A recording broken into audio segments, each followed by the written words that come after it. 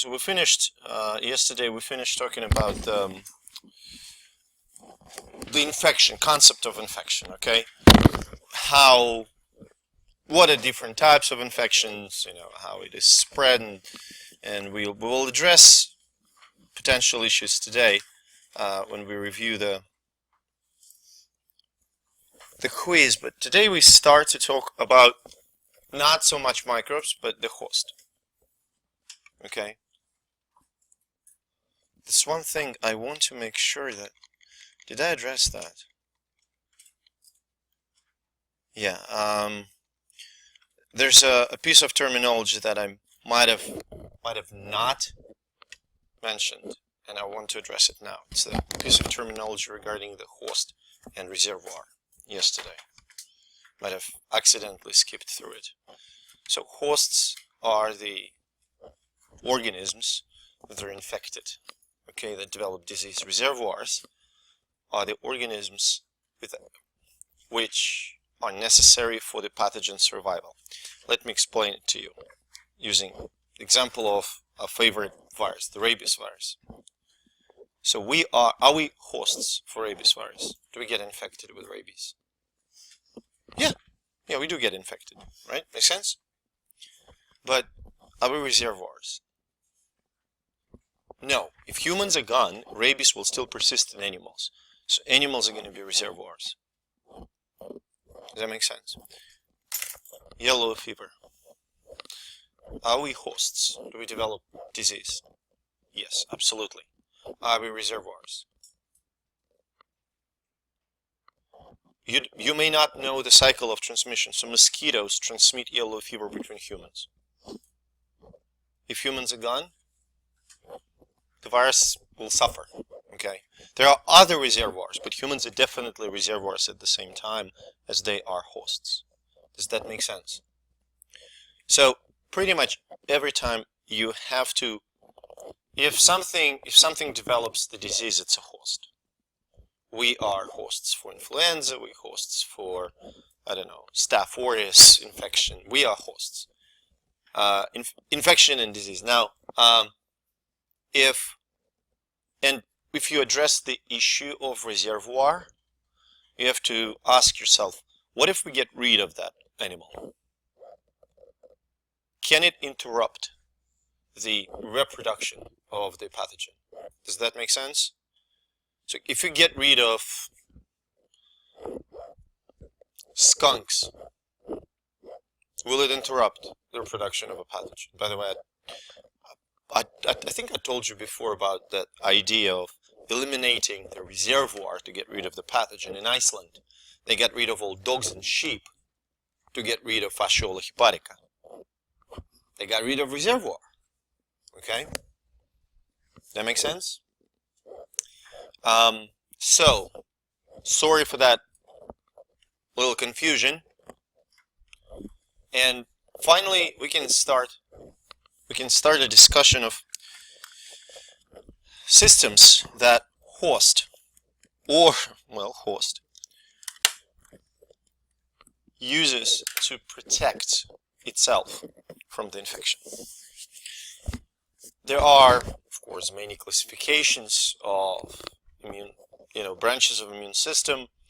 I'm gonna focus on three mechanisms. One is really small. It's what some people call intrinsic defenses or surface barriers. When we talk about intrinsic defenses, we refer to mechanisms like mucus. Okay. Mucus is rather non-specific. Whatever sticks to mucus is going to get trapped. Okay. Cilia in, say, upper respiratory tract, or cilia can be in reproductive tract, it will propel the mucus. Which way? In the upper respiratory tract. Which way does mucus go? Up. And what do we do with it next? So either cough or swallow, mostly swallow. Otherwise we would cough all the time. So we swallow and then it goes into the stomach. And in stomach it meets low pH. Right? Really low pH. pH 3, 2 in some instances, which totally screws up the pathogen replication. Okay, they pretty much die. Does that make sense? But again, it's really non-specific. Really it's just physical barrier or mechanical barrier. Like skin. Let's think about mechanisms that skin has to prevent types of different infections. How skin protects you from infections. It's a great, very first, often, it's kind of overlooked. It's a barrier. It's a mechanical barrier. Nothing gets into the muscle, okay, or subcutaneous tissue. What else? How does it feel? Dry. It's dry, so it's not favorable environment. Okay. It's populated by your microbes. Okay, so it's competitive. Resources, depends. If the person produces more sebum, some microbes will grow at a higher rate. We observe that during the puberty with Propionibacterium kids start to produce more sebum. Okay. pH, slightly acidic, not really favorable pH for bacterial growth. There are components in the sweat called dermicidins that kill microbes. And as any broad spectrum antimicrobials, they're not extremely effective, but somewhat effective. There are suggestions that fatty acids, short-chain fatty acids that are in the sebum may have some antimicrobial functions, right? Now that's, what else? What other barriers can you think of? Mechanical or chemical protective mechanisms.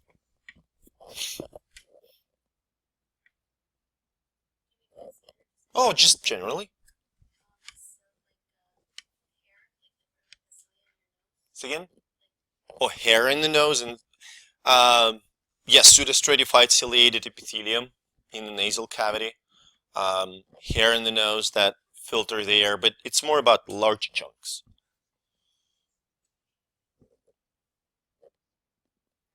Yes, what? Huh? What? Tears.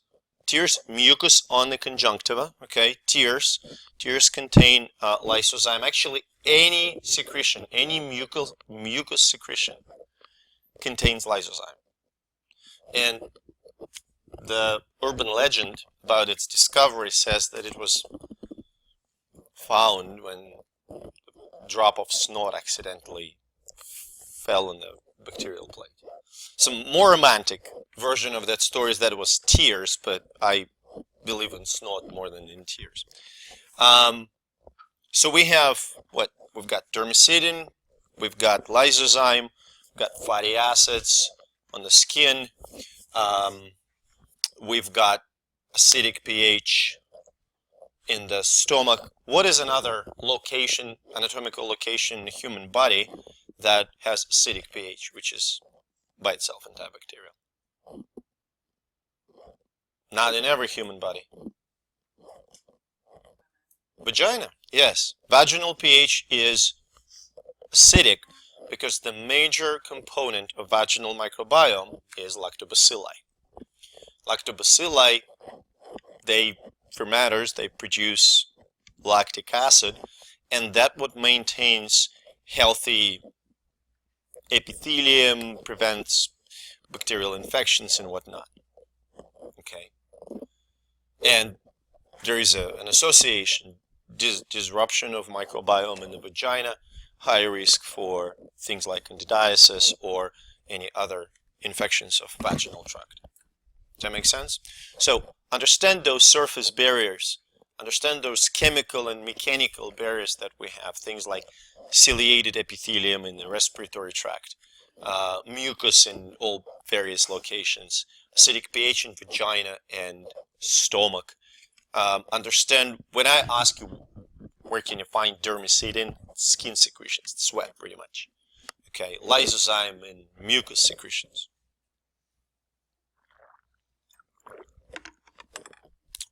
Saliva contains parts of mucus. Saliva contains mucin, so it's also going to contain lysozyme.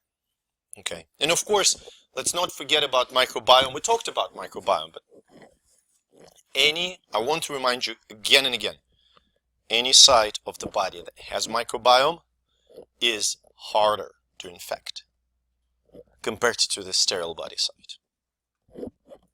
Clear? Now let's get to hardcore immunology.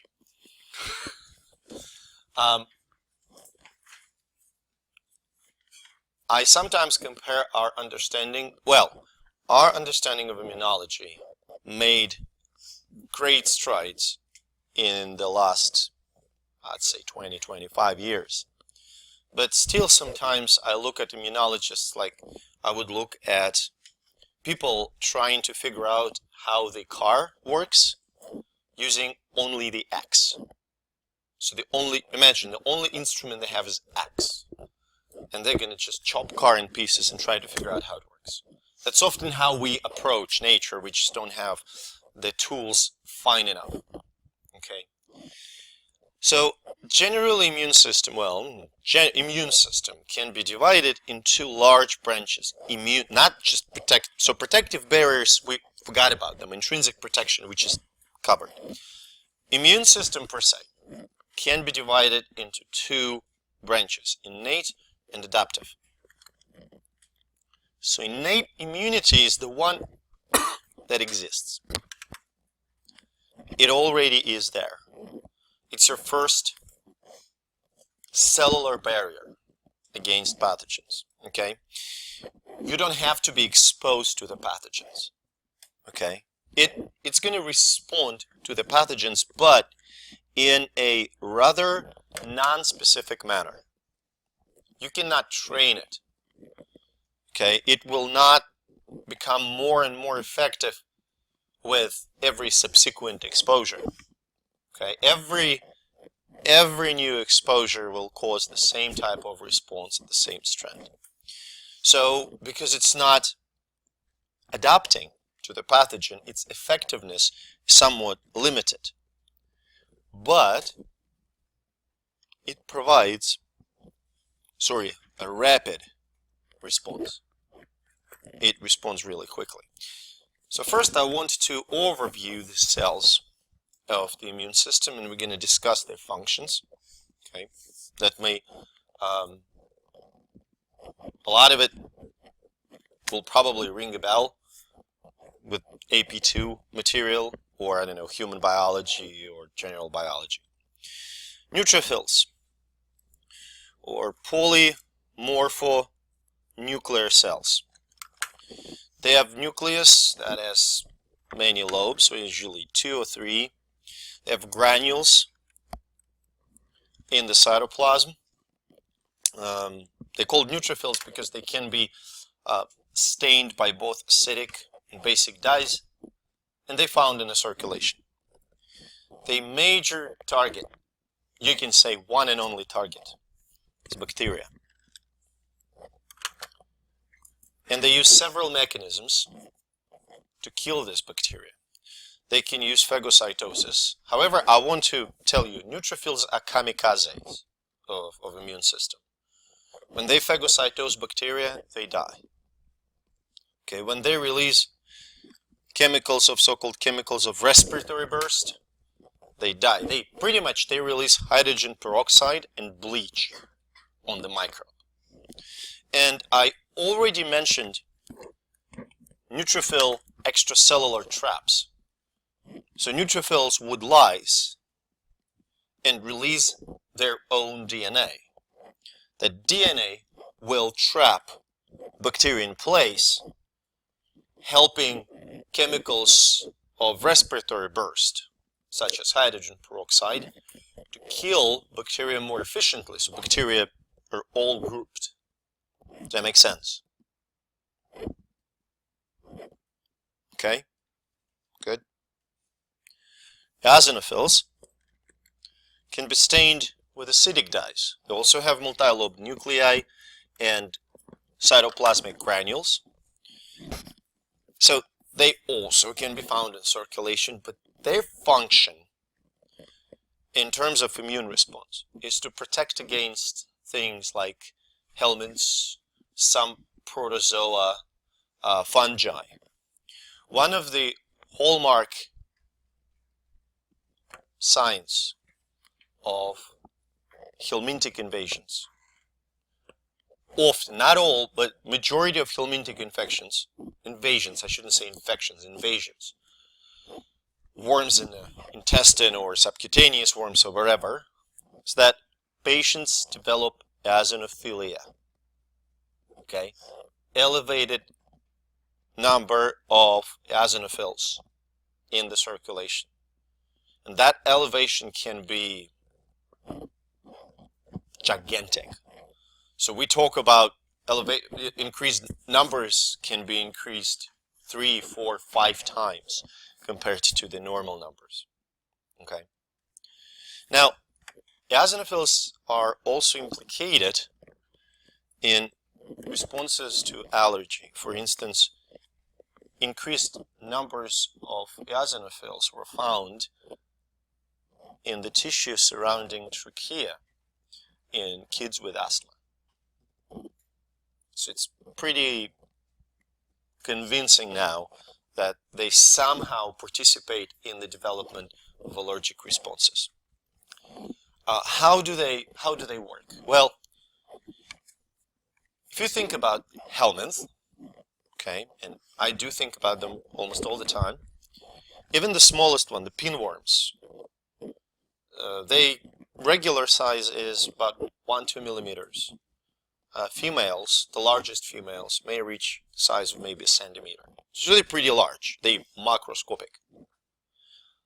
It's kind of obvious that the cell, such as eosinophil, cannot phagocytose a worm, possibly. And if we talk about tapeworms that can reach length of 30, 40 feet, there's no way to phagocytose such an animal. So instead, eosinophils, as I describe it, they bug the hell out of worms.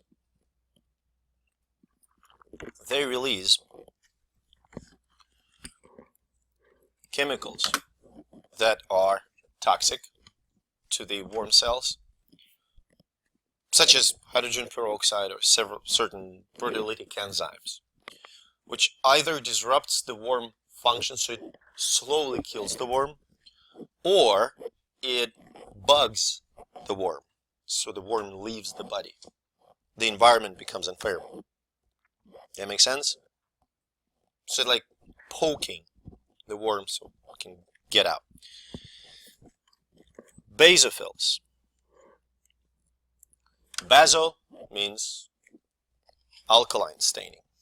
Okay, they also have multi-lobed nucleus, which can be kind of barely seen on this picture. And they have a lot of cytoplasmic granules that contain mostly histamine. So basophils play an important role in various types of inflammatory responses, and as well, they contribute to allergy response, especially systemic allergic responses that we know as anaphylactic shock. Histamine is released in the circulation. That's when people develop anaphylactic shock. So they increase inflammatory response.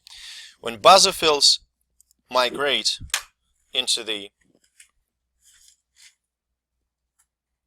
tissue, become resident in the tissue, they are called mast cells. And when mast cells degranulate, release granules, so it's pretty much, imagine this basophil, but in the tissue. When they degranulate in response to an allergen, they release histamine in the tissue, and that is what's responsible for things like hay fever, runny nose, itchy eyes during the allergic response. Does that make sense? So these 4 cell types here are called granulocytes, because their cytoplasm contains granules. Does that make sense? Good? Okay. You see I kind of highlighted them, color-coded. Several types of agranulocytes include monocytes and macrophages and natural killer cells. So monocytes and macrophages, who are they? Monocytes and macrophages are like Bruce Banner and Hulk. Monocytes are Bruce Banner. They are in the circulation and they are not mature yet. They respond to inflammatory stimuli that come from the site of infection, okay? And they follow this inflammatory stimuli and migrate into the tissues where they become macrophages. Now macrophages, phage means something phage, eat. Macro means big. So macrophages are large eaters, phagocytic cells. They're not kamikaze, so they can eat, they can do many rounds of phagocytosis, okay? And their response to infection, that's what we're focusing on, is either to phagocytose infected cells or phagocytose individual bacteria, or produce inflammatory mediators to kill or stimulate inflammation. That makes sense? So that's your Hulk. Now, natural killer cells.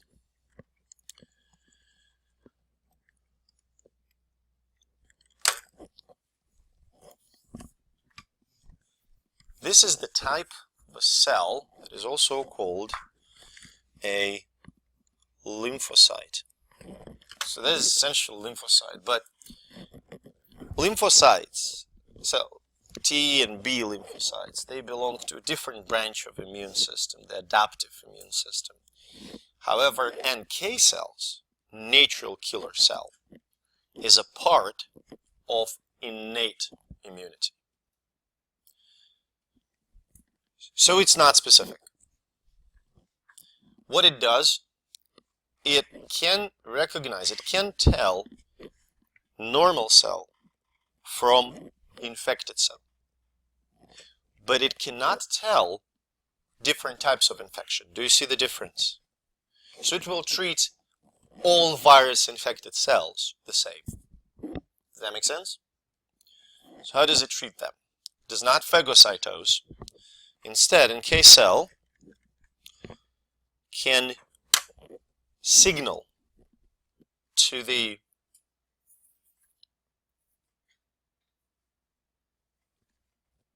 infected cell to die. Something like that. Let me picture it up top here. So if you have NK cell and you have infected cell, an infected cell has some sort of receptor on its surface, okay? NK cell has ligand on its surface. They interact. That interaction of ligand and receptor will lead to the apoptosis of infected cell. Does that make sense? This idea, okay? There's ligands called FAS ligands, F-A-S. I don't remember what FAS stands for. So fast ligand, fast receptor interaction. Okay. Another way and to kill the infected cell that NK cell employs is to release the chemicals, the proteins that are called perforins and granzymes. What do you think perforins do? Exactly. They create pores. They perforate. Okay. So perforins create pores in a membrane of infected cell, so the granzymes can enter the cell and cause apoptosis as well. Does that make sense? So you can see that NK cell doesn't phagocytose. It directs the infected cell towards apoptosis. Does that make sense? Before we're moving on, what do you have to know? Granulocytes versus agranulocytes. general function. Neutrophils kill bacteria in that way, okay? Mechanisms of killing. Which ones are phagocytic, macrophages, neutrophils? Which ones produce respiratory burst? Which ones release histamine? How NK cells work, okay? The perforin granzyme system and apoptosis via ligand receptor interaction. Am I clear? Good? Okay. Yes.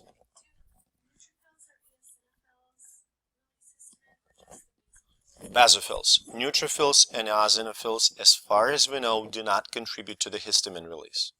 Basophils and mast cells do. They're pretty much bags of histamine. Okay? Now, let's figure out how your immune cells get to the site of infection.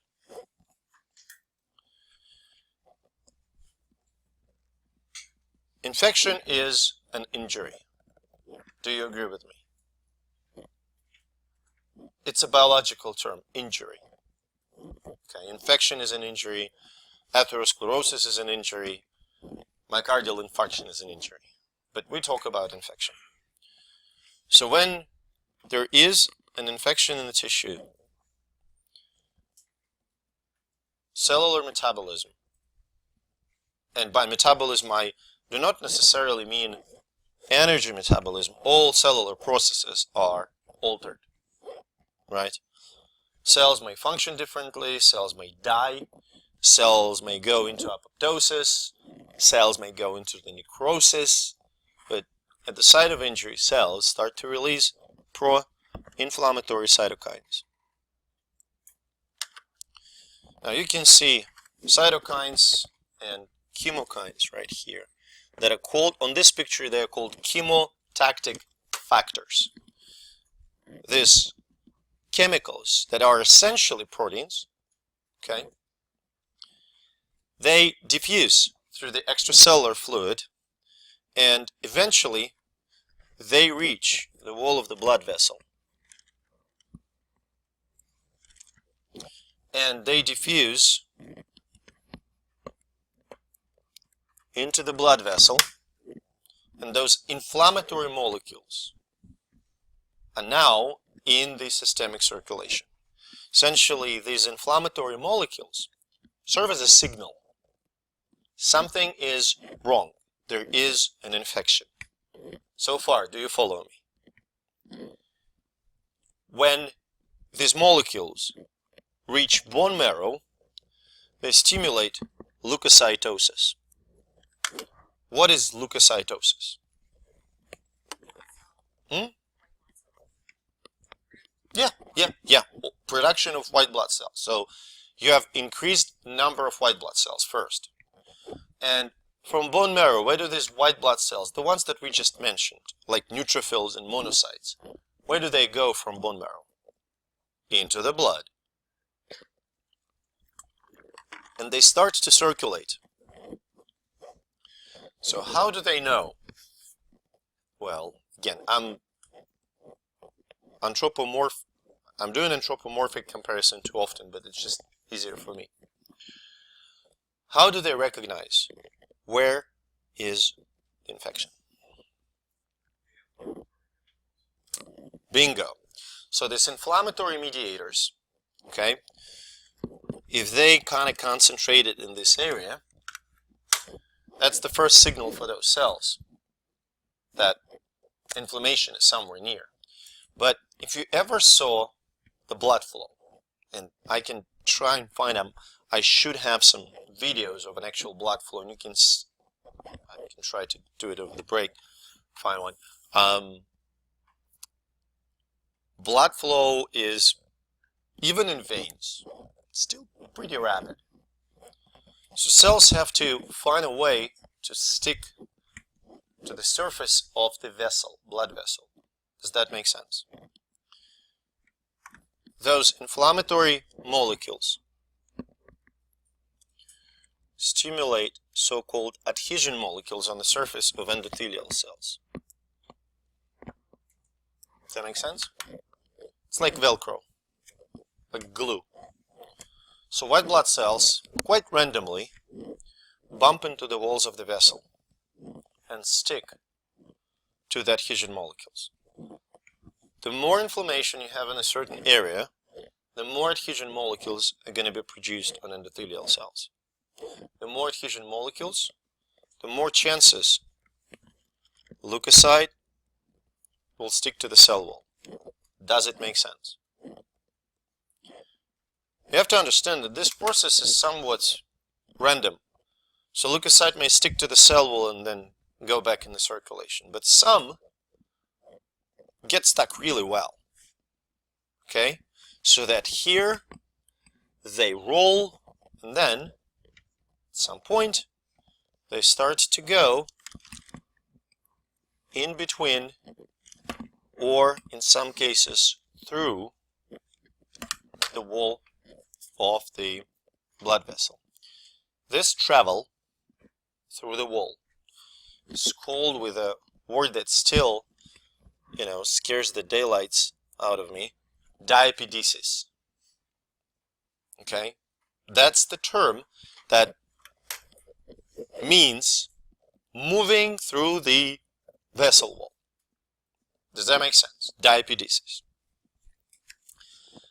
When white blood cell migrates out of the blood vessel, that is called extravasation. And you can imagine that white blood cell, the leukocyte, can go back from tissue to the blood vessel. How would you call that? Intravasation. Yes, intravasation. Right? So again, I want to remind you that extravasation, the diapedesis, can be between the cells. Like in this example, this is called paracellular. It's too many L's, I'm sorry, like 3 L's. Paracellular diapedesis. Or in some cases, white blood cell can actually go directly through the endothelial cells. The endothelial cell forms a vesicle that allows to do that. It's pretty fascinating. And when it goes through the cell, this is called transcellular diapedesis. Does that make sense? So white blood cells, let's overview a little bit. Leukocytosis, increased production of white blood cells, is stimulated by inflammatory cytokines. White blood cells adhere to the surface of the blood vessel because those same inflammatory cytokines increase adhesion molecule expression. And then when they adhere, they marginate, they go through the wall of the blood vessel by diapedesis, and they end up in the tissue. So they are in the tissue. That doesn't mean they are at the site of infection. It may be a little bit far. How do they know where to go? What serves as the chemical cue?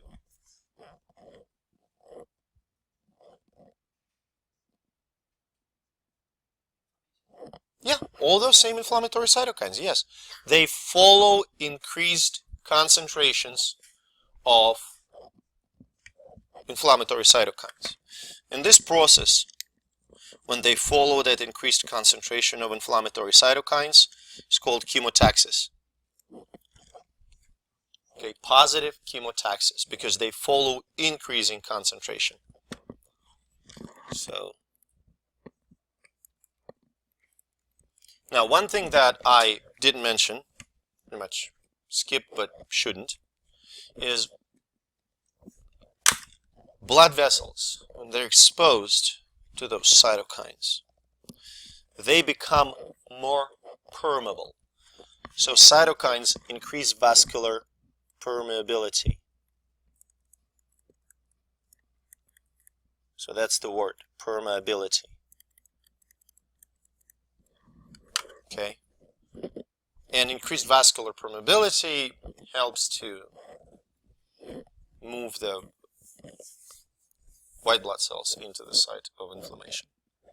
Does that make sense? If those are monocytes, monocytes will differentiate into macrophages. Bruce Banner will become Hulk.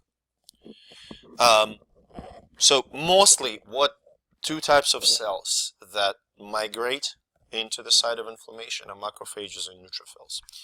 They both phagocytose pathogens. Neutrophils will die. Macrophages eventually will die as well, but they will do more rounds of phagocytosis. Okay?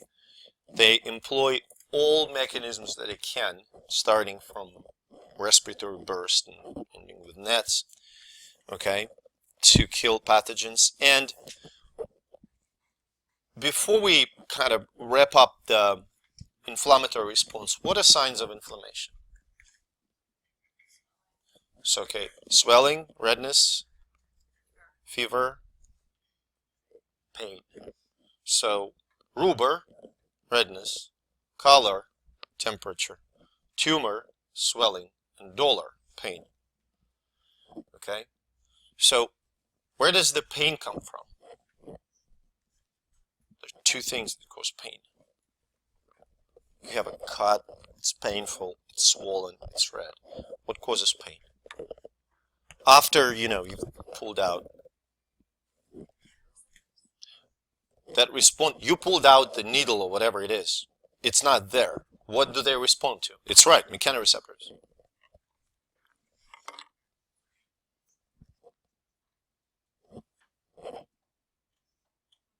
It's swollen. It's swollen. When something is inflamed, it's swollen. Swelling pushes on the mechanoreceptors, so you feel pain. These cells, neutrophils, macrophages, your own cells dying, they release chemicals that act on the chemoreceptors and cause pain. Sometimes it's not pain, it's more itching. That's the same chemicals.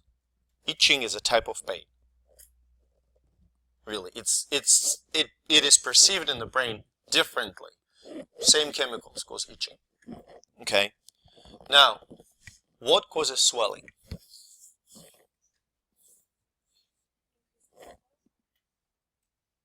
Just increased blood flow. Blood is in the blood vessels. Swelling is in the tissue.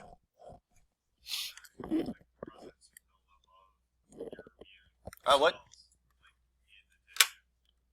Cells per se do not contribute that much to the volume, something else. So what goes into the tissue? They do not contribute that much to the volume. What else goes in there? You're on the right track. But vessels are also permeable. What leaks out of the blood? Plasma. Plasma causes swelling. And swelling is a protective mechanism, actually, because when plasma leaks into the tissue, it washes away crap into the lymphatic system. Does that make sense? That's important.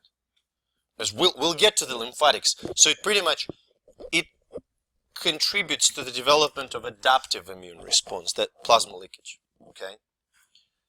And, of course, some clotting factors in plasma, they help to trap pathogens in place. Does that make sense? A little relevant digression. If you check the folder with study guides, there's a study guide. I think I posted it. I think I did. But maybe not. Well, I'll check. I have a study guide. Maybe I just forgot to post. It's probably the largest study guide that you will ever see in your life. It's a lot of empty space. It's 24 pages. But it has a list of terms that you have to know. And you can write next to each term the brief meaning. So, understand chemotaxis, diapedesis, vascular permeability, leukocytosis, leukocyte recruitment, all those terms, pro-inflammatory cytokines. I am focused mostly on what they do, what it is. You don't have to write down pro-inflammatory cytokines like TNF-alpha, IL-6, IL-1. I don't care. Okay? You don't need to know the names. But you have to understand when somebody says the word cytokine, oh, I know, that's the chemical that regulates the migration of white blood cells. That's all you have to know. Does that make sense? We good? and understand the process as it goes. Okay, and this is, by the way, shows you it's electron micrograph of cells going from the blood vessel, so you can see it's a cross section of a blood vessel and cell trying to get out of the blood vessel. Pretty cool. Moving on. That's my favorite. Well, I have too many favorites probably, but that's a really cool story. So, innate immunity is rather non-specific, right? But your immune cells still have to have a capacity to differentiate your cells from bacteria. Does that make sense? They don't have eyes, they don't have skin, they don't have ears, they don't have noses. So they don't see, smell, taste, touch cells, okay? Cells must have some other quote-unquote sensory mechanisms, okay, to recognize the pathogen. Now, this concept that you may have not heard about it, I don't think it is discussed in other courses, but I think it's really, really important. 3 scientists, I think most of them from Texas, they actually have received Nobel Prize for discovering this system several years ago, like 2010 or 2012, something like that. So this is called... So first what we're going to talk about is pathogen-associated molecular patterns. Sounds like a tongue breaker. Okay, and I want to explain what they are. Pathogens are different. Do you agree with me? Even bacteria are different. Gram-positive bacteria. What's outside? Cell wall. What is it made of? Peptidoglycan. Okay, so that's chemical, right? With a very specific structure that is common among all gram-positive microbes. Does it make sense?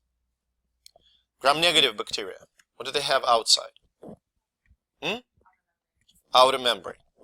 What you can find in that membrane? Endotoxin, lipopolysaccharide, which is pretty much the same among all gram-negatives. Does that make sense? So we can call this chemicals like peptidoglycan or lipopolysaccharide or teichoic acid in the cell wall of gram-positive microbe.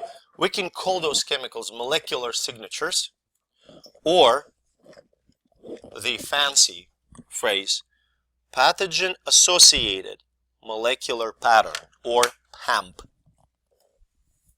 Does it make sense? Do you see what I'm trying to tell you here? Classes of microbes share same features. Okay? Now, your cells, immune cells, and actually regular cells alike, have pattern recognition receptors.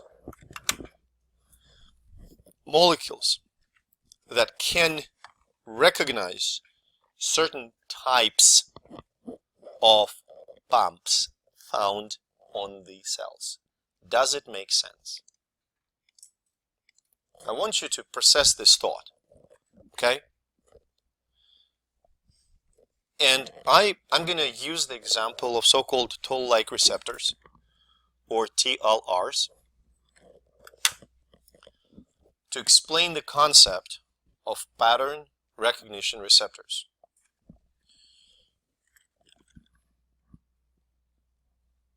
There are some toll-like receptors that are located to the plasma membrane.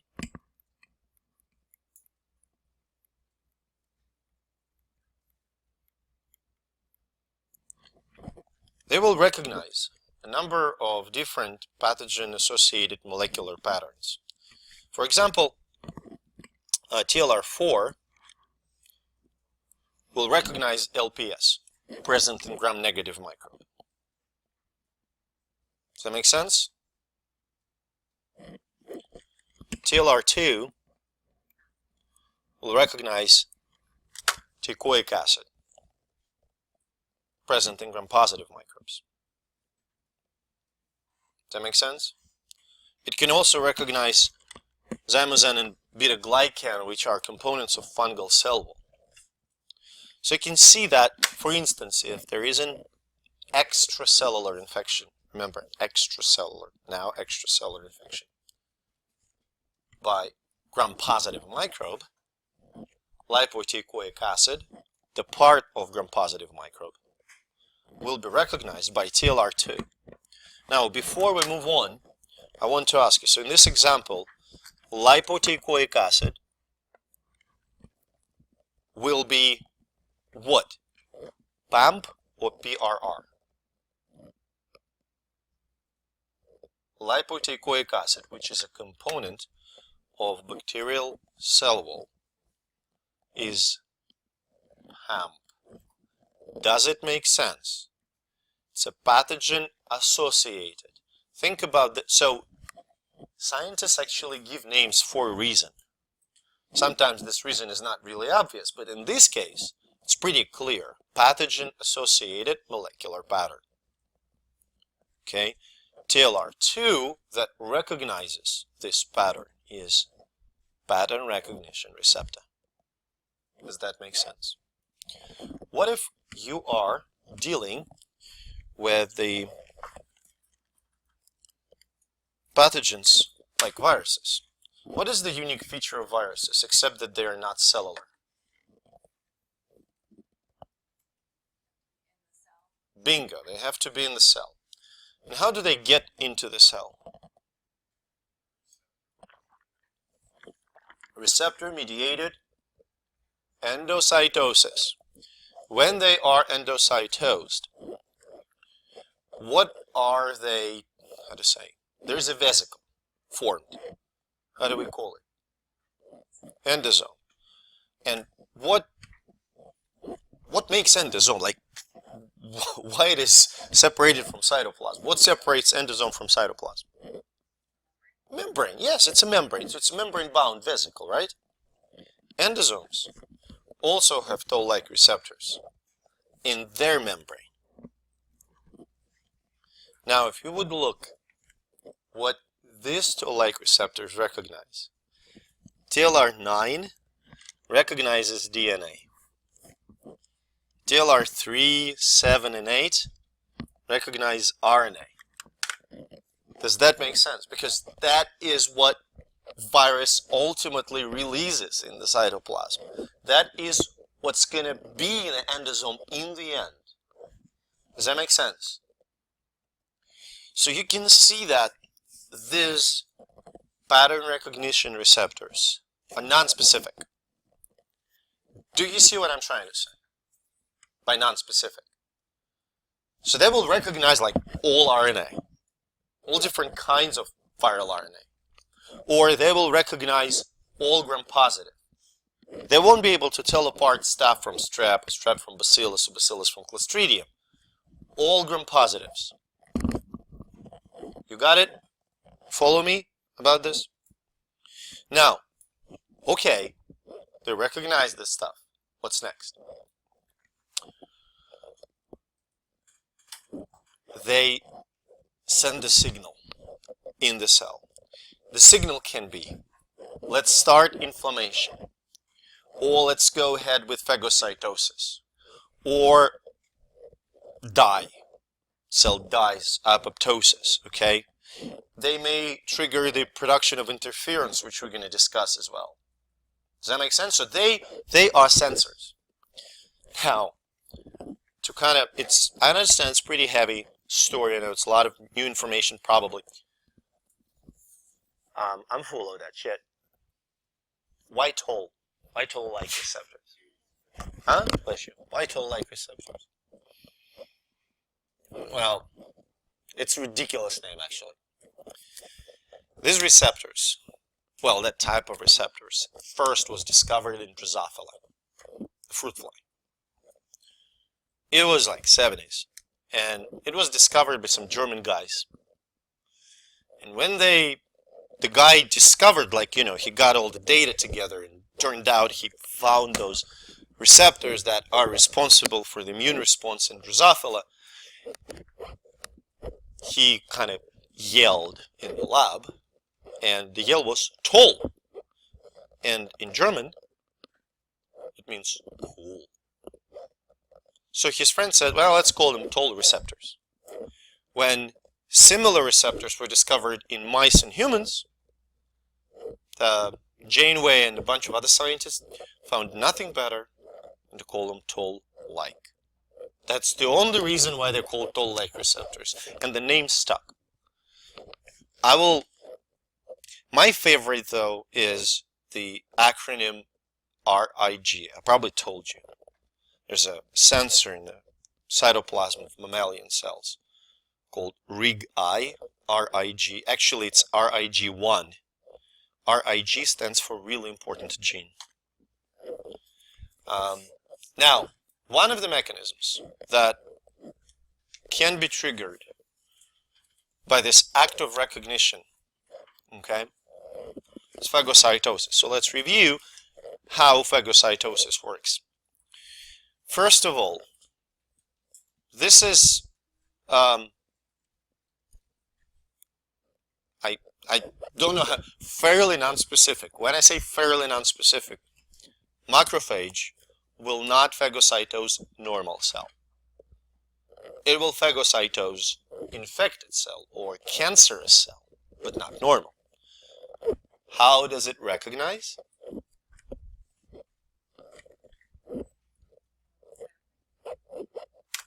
Recognize on contact. Well, it is stimulated, but how does it recognize? So imagine it's a battlefield. Bacteria, normal cells. How a macrophage knows that? Receptors. So, pattern recognition receptors on the surface of the phagocyte will allow phagocyte to recognize a pathogen-associated molecular pattern, right? And this pathogen-associated molecular pattern will be on the surface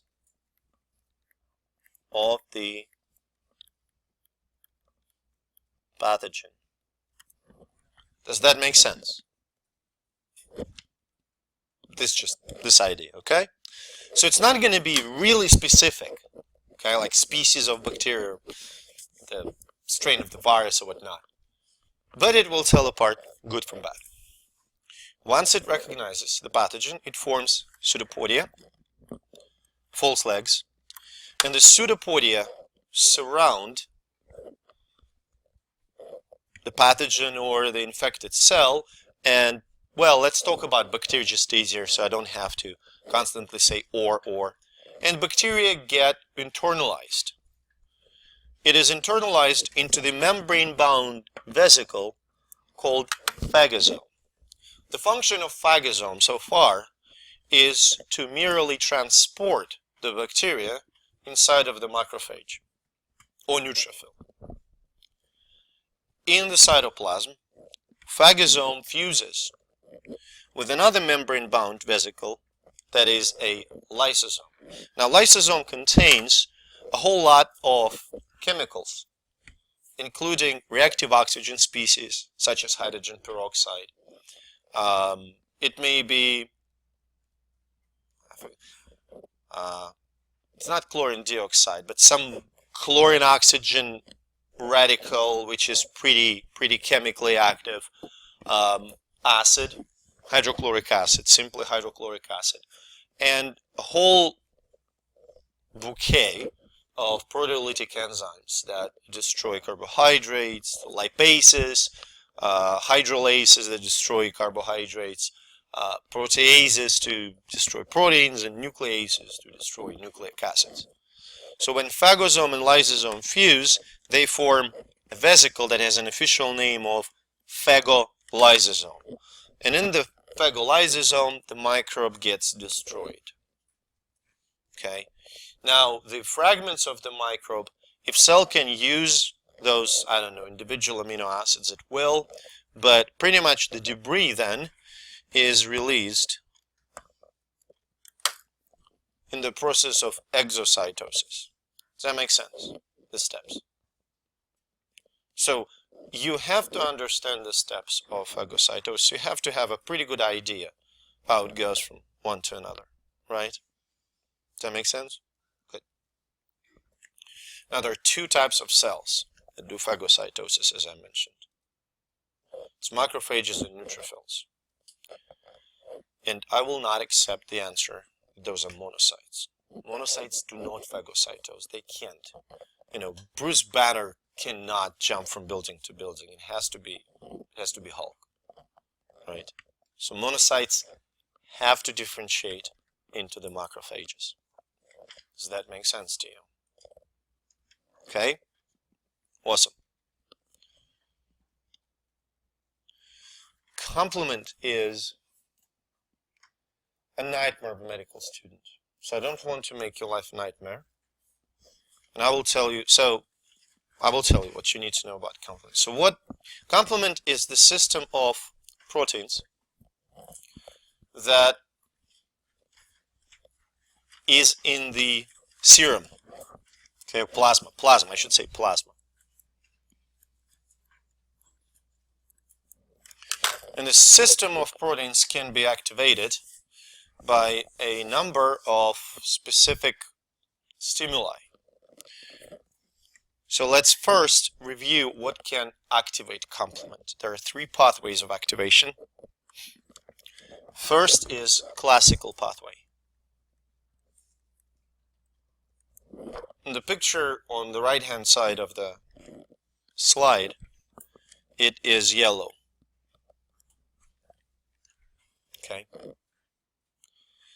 And classical pathway is activated by antibodies.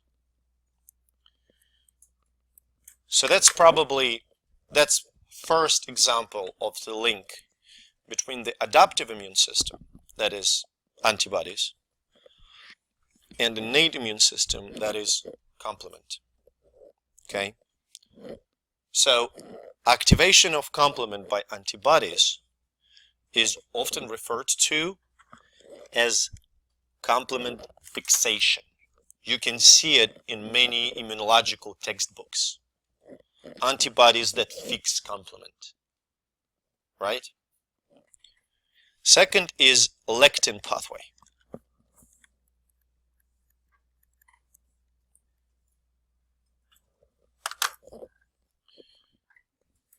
Lectin is the type of carbohydrate that can be found on the surface of the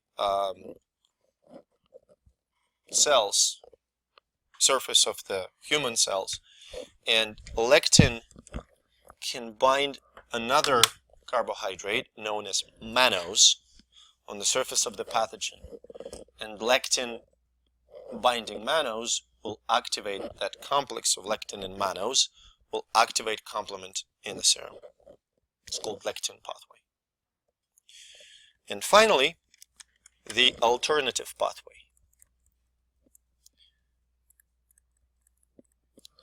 So in this case, the protein, complement protein C3, binds to a variety of molecules on the pathogen surface and directly activates complement. Does that make sense? So far, we have three different stimuli: antibodies, lectin mannose interaction, and binding of C3 protein to the surface of the pathogen. Each of these pathways go through its own rather unique set of proteins, which I have no intention to ask you to memorize, because it's one of the most confusing namings. They were named in the order they were discovered, so there's absolutely no logic in names. What you have to understand is that it's a cascade activation. So say one protein binds to the antibodies. One complement protein binds to antibodies, gets activated, and activates another protein. That second protein activates third activates fifth, and so on and so forth. Does that make sense? So it's like somewhat similar to coagulation cascade. One protein activates another, but what's important is that all these three cascades, they converge. The protein called C3 convertase. Okay. And from there, from C3 convertase, complement activation takes several routes. There are several outcomes that happen simultaneously. Outcome number one is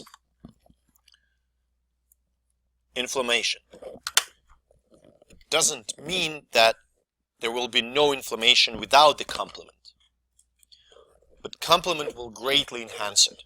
Does that make sense? So it will additionally stimulate inflammation, and inflammation means also recruitment of phagocytes.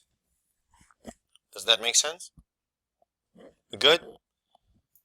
So accelerated, increased, strengthened inflammatory response. Second, the new word, opsonization. So what is opsonization?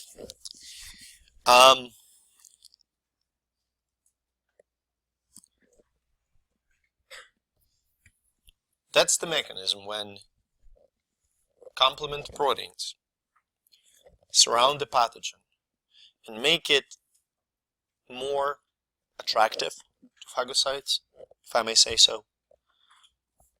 Do you understand what I'm trying to say here? So it's like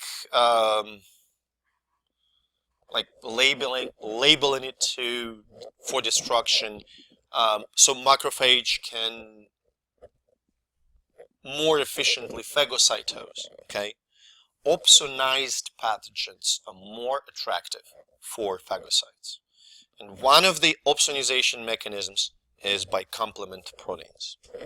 Does that make sense?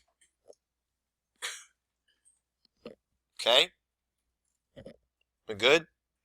Wrote it down. We already mentioned activation of phagocytes. Now, the third mechanism is quite elegant. It's a membrane attack complex.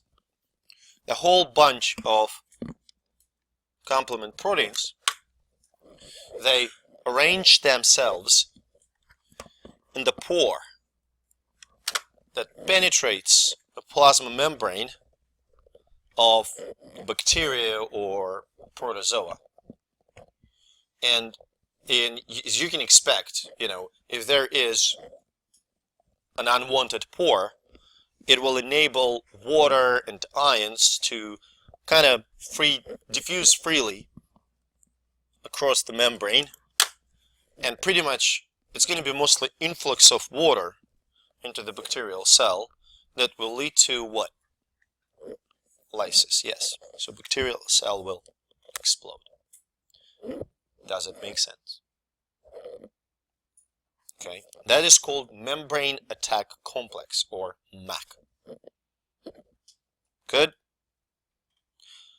So what I want you to do, what I want you to know here, stimuli, which stimulus works for which pathway, and the outcomes of complement activation.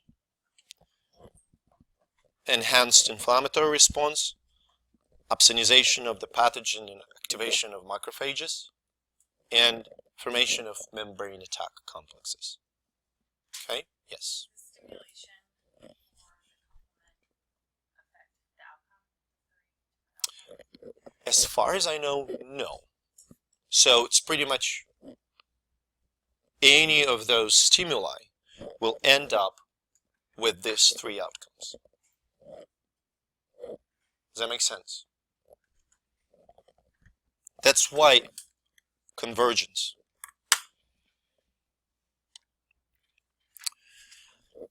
So, interferons, have you heard about this, guys? Proteins, okay? These are interesting proteins. Now, pathogens can be outside of the cell, like bacteria, or inside, like viruses or some intracellular bacteria, for instance, chlamydia. And they will interact, extracellular microbes will interact with the pattern recognition receptors on the cell surface. Intracellular microbes will interact with a bunch of pattern recognition receptors inside the cell. On the endosomal membrane, there are some that we didn't talk about, but there are some even in the cytoplasm. Okay? The point is that recognition of these molecules associated with pathogens that we call pathogen-associated molecular patterns. Okay? Recognition of PAMPs can lead, along with other responses, can lead to the production of interferons. Okay? So, one important thing is that infected cells produce interferons. Do you understand? Infected cells produce interferons. So you need to infect the cell to make interferons. Right? There are two major types, 1 and 2, surprisingly. And you probably have heard about alpha and beta interferon. There's also lambda and omega interferon belonging to type 1. And type 2 is gamma interferon. So what they do, this picture kind of exemplifies it. So I have a host cell on the left, which is infected, in this case by the virus, and produces interferons. These interferon molecules then bind to the receptors, interferon receptors, on the surface of uninfected cell. Does that make sense? Now, not only uninfected. Now, interferon signaling can be autocrine when interferon that is produced by the cell acts on the same cell. It can be paracrine when interferon, like in this example, the one that you can see on the picture in the slide, okay, when interferon acts on the adjacent cell. And of course, it can be endocrine when interferon is released into the blood and acts on the cells that are distant to the site of infection. Do you follow? Okay. Now, interferons themselves do not do anything to the pathogens. Okay? That's important. They do not do anything to the pathogens. Instead, they stimulate the cell to start producing so-called interferon-stimulated genes. And these genes is what protects cell against infection. Okay, they can limit replication of the pathogen, induce cellular apoptosis. Okay, so think about this. It's something like, I am an infected cell and Lydie is uninfected cell. So I pretty much, when I release interferons, I warn you, so you can get prepared. Cells produce interferons to warn other cells so they can start building up the response before the infection. Does that make sense? Do you see the idea here is interferon release? Of course, with these properties, with the property to stimulate, to enhance the antiviral, antibacterial, even anti-cancer responses in the cells, interferons always seemed to be an attractive target, an attractive therapeutical approach. However, turns out, as with any fine-tuned system, if you start to mess up the immune system using interference, the effects may not necessarily outweigh the benefits. The benefits may not outweigh the side effects. So interferons are used for treatment. They're used to treat certain cancers. They are used to treat severe virus infection, usually not bacterial because we have antibiotics. For example, infections like yellow fever, hepatitis C, at some point were treated with interferon. The main problem is side effects. There are plenty. One of the most notable and pretty common and most severe is severe clinical depression. We don't know the mechanism, but interferon usage leads to severe clinical depression, like suicidal thoughts and all of that. It's pretty bad. So now, another thing. I had a note here. So if you see some, there are stands in pretty much every pharmacy that sell what I generally call snake oil. Different, this peel will make you like 10 times smarter. How we call them? Food additives.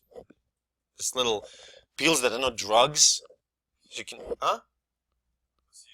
No. Like vitamins and whatnot, which are not clinically tested. All they tested for is that they're not going to kill you, but nobody tested if they're going to help you. So if you find something that says like stimulates interferon, it's bullshit. It does not stimulate interferon. No, forget it. Okay, to stimulate interferon, you have to get an infection. That stimulates interferon, right? And if somebody offers you like interferon pills, no, IV in the hospital. Okay, otherwise it's not effective. You know what? We're going to take a break so we can wrap up innate immunity. And when we come